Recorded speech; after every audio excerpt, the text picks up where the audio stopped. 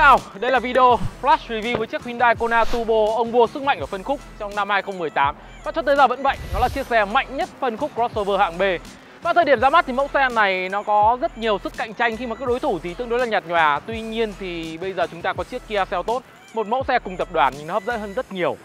Nếu các bạn đang phân vân giữa việc liệu có nên chuyển từ chiếc Kia Seltos 1.4 Turbo Premium cắt đi khá tiền để chuyển sang chiếc Hyundai Kona Turbo hay không, thì các bạn tìm đúng video rồi đấy. Ấn nút đăng ký, ấn nút share nữa. Và như thế là chúng ta đã sẵn sàng lên xe thôi.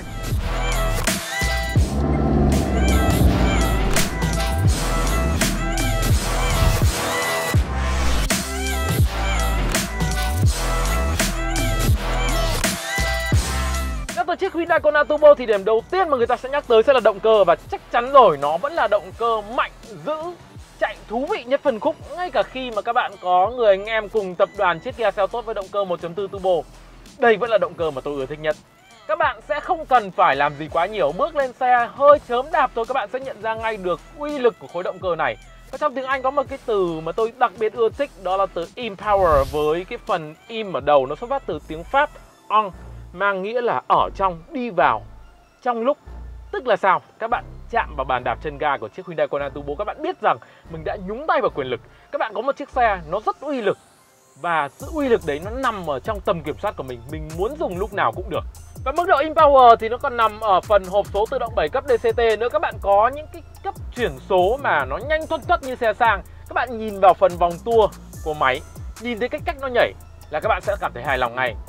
Và tôi lại phải cắt ngay cái sự hứng khởi của những anh em đang sở hữu chiếc Hyundai Kona Turbo ở đây. Đây là thời gian mà tôi muốn nói về cái sự không đồng nhất trong sản phẩm của Hyundai ở Việt Nam. Phải nói rằng khi mà tôi tiếp cận với chiếc Hyundai Kona vào năm 2018 hay là chiếc Hyundai Accent vào thời gian đầu, không phải là một chiếc nha, mà nhiều chiếc, nó đều mang lại cho tôi những cái cảm xúc cầm lái rất tốt. Sự chắc chắn, mức độ nặng cần thiết và sự điều tiết trực tiếp. Còn với chiếc Hyundai Kona Turbo mà tôi đang cầm lái, chính chiếc xe này, thì tôi lại đồng ý với nhiều quan điểm mà anh em chia sẻ rằng kể cả Kona lẫn Accent đều chưa có mức độ nặng cần thiết của vô lăng và mức độ siết cần thiết nữa. Thậm chí với tôi, chiếc xe này nó bị lỏng lẻo và bỏ lỡ quá nhiều chuyển động ở chính giữa. Đây chính là sự vênh về trải nghiệm với chiếc Kona Turbo. Một chiếc xe có động cơ quá tốt, nhưng cảm giác lái của nó thì thực sự là 3 chấm.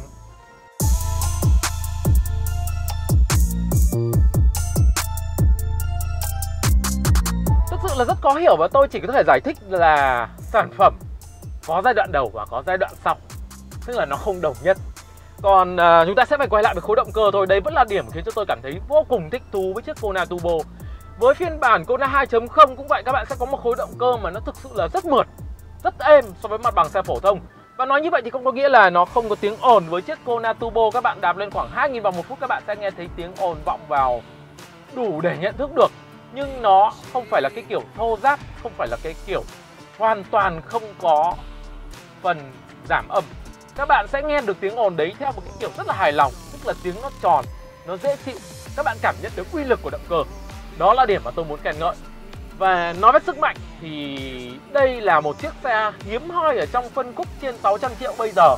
Và các bạn có thể tăng tốc từ 0 lên 120 km/h. Và hoàn toàn quãng thời gian đó các bạn có cái trạng thái là bị ấn lưng vào ghế. Một cảm xúc rất tốt so với giá tiền mà chiếc xe này đang đề xuất với người mua. Ngoài ra thì điểm đáng khen khác với khối động cơ này đó là nếu các bạn di chuyển theo phong cách thông thường, tôi thường phân ra làm hai phong cách, đó là phong cách thông thường và phong cách đạp kịch sàn. Những anh em đạp kịch sàn thì không nói, tất nhiên là các bạn không thể nào đòi hỏi cỗ máy tăng áp của một chiếc xe bình dân mà đạp kịch sàn nó lại không lag được. Còn nếu các bạn đi thông thường thì thực sự là cỗ máy này rất nhạy. Động cơ 1.6 của Kona Turbo nó có thể đẩy những người mới làm quen vào trạng thái đó là đạp xe đi ngược ngưỡng và lại phải phanh kít lại ngay vì nó bị thoáng quá.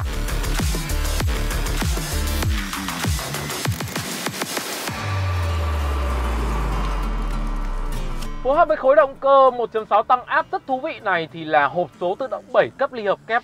Và thực sự là năng lực của nó, ngoài chuyện nhảy số toăn thoắt, thì điểm thứ hai mà tôi muốn khen ngợi đó là cái cách xử lý, cái cách nhấp nhả lên xuống của nó đều rất là hợp lý, thoải mái, dễ chịu. Các bạn hiếm khi nhận ra được những khoảng hẫng ở đây. Bên cạnh đó thì Hyundai họ truyền vào đây một cái tinh thần thể thao không thể chối cãi. Các bạn chạy chiếc xe này với Drive Mode là Comfort thôi thì cái phong cách vẫn là giữ số khá lâu. Các bạn sẽ nhận thấy là tại sao lên tận vận tốc này rồi mà vẫn là D3, nhưng nó không có ngật ngưỡng đâu nha. Cách xử lý rất tinh tế, tôi rất hài lòng với phần hộp số của chiếc Hyundai Kona Turbo. Nhưng tất nhiên lại là một chữ tất nhiên nữa, đó là với những chiếc xe phổ thông các bạn cũng lại không thể đòi hỏi được. Khi mà các bạn di chuyển ở trong phố, di chuyển vận tốc thấp, ngật ngưỡng nhiều lên xuống, hộp số nóng, chắc chắn là các bạn sẽ cảm nhận được mức độ giật lật khật đặc trưng của những hộp số tự động ly hợp kép, không phải là loại quá cao cấp. Còn bây giờ chúng ta sẽ nói tới một điểm mà tôi tin rằng cũng sẽ có rất nhiều tranh cãi, đó là hệ thống treo của chiếc Hyundai Kona. Hyundai Kona là một chiếc xe mà với tôi là hệ thống treo tốt trong tầm tiền. Các bạn sẽ không thể nào so sánh nó giả dụ với Hyundai Tucson được, hoặc là những chiếc xe cao hơn, Hyundai Santa Fe, Mitsubishi Pajero Sport, rất nhiều những chiếc xe khác các bạn so sánh thế là rất khó. Nó là chiếc xe tốt trong tầm tiền. Và tốt trong tầm tiền ở đây á, với tầm tiền này thì các bạn nên kỳ vọng rằng cái tốt của nó là sự chắc chắn đi kèm với mức độ cực. Trong những tình huống cực đoan các bạn sẽ thấy sốc, khó chịu, nhưng tổng thể là nó chắc chắn với tầm tiền này. Với chiếc xe của anh bạn tôi là một chiếc xe đã lăn bánh được khoảng gần 6 vạn rồi và chưa có thay giảm chấn, thì các bạn cũng sẽ dễ gặp phải những tình huống đó là gần như không cảm nhận thấy mức độ thấm của treo. Gần như là những cái dao động nó sẽ nhảy thẳng vào phần lò xo, các bạn sẽ bị thúc khá nhiều vào người. Nôm na là như thế. Và nếu mà các bạn có tính mua một chiếc xe cũ như này thì hãy nhớ kiểm tra kỹ phần giảm chấn nha. Chưa chắc, một số cái giảm chấn nó chưa chảy dầu đâu, nhưng mà nó đã yếu đi rất nhiều rồi. Đây là một chi tiết mà tôi muốn chia sẻ riêng với anh em. Nếu các bạn có tính mua một chiếc xe cũ tầm tuổi này, tức tầm khoảng 6-7 vạn, thì nên kiểm tra rất kỹ phần giảm chấn. Vì đây là khu vực mà có thể là những cái vết chảy dầu của nó chưa đủ kỹ, đủ rõ để các bạn nhìn thấy được, nhưng nó đã ảnh hưởng tới khả năng vận hành của xe rồi. Và sau đấy thì các bạn sẽ phải bỏ ra khá tiền để phục hồi lại cái năng lực ban đầu.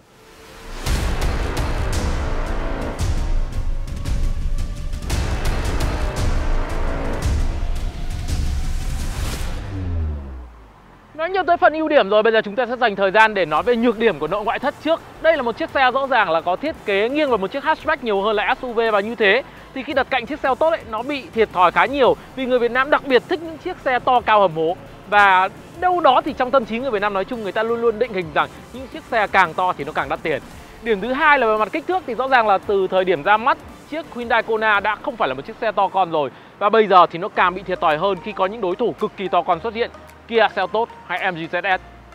Còn ở bên trong nội thất thì điểm trừ đầu tiên, rất tiếc là hồi xưa nó đã từng là điểm cộng, bây giờ trở thành điểm trừ, đó là không gian. Thời điểm ra mắt thì chiếc Hyundai Kona rộng rãi hơn EcoSport rất nhiều, còn bây giờ đặt cạnh những MG ZS hay Kia Seltos thì nó trở thành một chiếc xe chật. Điểm trừ thứ hai thì nho nhỏ thôi, nhưng tôi cũng nghĩ rằng cần phải nhắc tới, đó là phần màn hình giải trí. Năm 2018 nó khá là đẹp mắt và hiện đại, còn bây giờ thì phân giải thấp và màu khá bệt so với những giá trị của năm 2021. Còn về mặt điểm cộng thì rõ ràng đây là một chiếc xe vẫn rất đẹp mắt, hiện đại, trẻ trung và lạ nữa.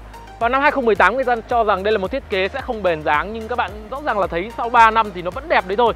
Điểm thứ hai thì tôi rất thích kiểu tạo hình của mẫu xe này, khi các bạn có một chiếc xe mà tổng thể là nó thấp và có độ dàn trải ngang, tức là nó thể thao theo phong cách tốc độ cao.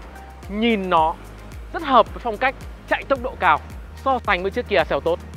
Bên trong thì tất nhiên là với treo thuyền sống của Hyundai, các bạn sẽ vẫn có rất nhiều đồ chơi mà kể ra thì sẽ rất là dài dòng. Nhưng để nói là đơn giản, khoảng hơn 600 triệu thì Hyundai Kona vẫn là một chiếc xe quá nhiều thứ để chơi.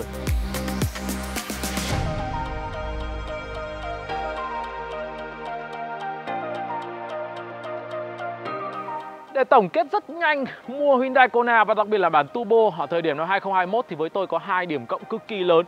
Mẫu xe này đang chịu sự cạnh tranh rất lớn từ các mẫu xe khác trong phân khúc, thế nên nó có mức giá đại lý, tôi nhắc lại là giá đại lý nha, là rất hấp dẫn. Còn giá niêm yết thì vẫn thế. Điểm thứ hai đó là với chiếc Hyundai Kona Turbo các bạn sẽ có một khối động cơ mà tôi đánh giá nó cực kỳ cao về mặt cảm xúc chạy. Đây sẽ là một chiếc xe hiếm hoi ở phân khúc trên 600 triệu mà các bạn tìm được một cái cảm giác tăng tốc cực kỳ lực ngay cả khi đã đi tới 100 km/h. Đó là những giá trị rất tốt của Hyundai Kona Turbo ở thời điểm hiện tại. Để thay cho lời kết của video này, mời anh em cùng dành ít giây cuối cùng xem bảng tổng kết ưu nhược điểm của chiếc Hyundai Kona Turbo tại thời điểm cuối năm 2021. Tôi nhắc lại rằng tất cả các đánh giá sẽ đều mang tính chất rất thời điểm thôi với các mẫu xe khác ở trong phân khúc. Cảm ơn các bạn đã dành thời gian theo dõi, nhớ ấn nút chia sẻ nếu cảm thấy video thú vị, và hẹn gặp lại các bạn ở một video khác của GearUp.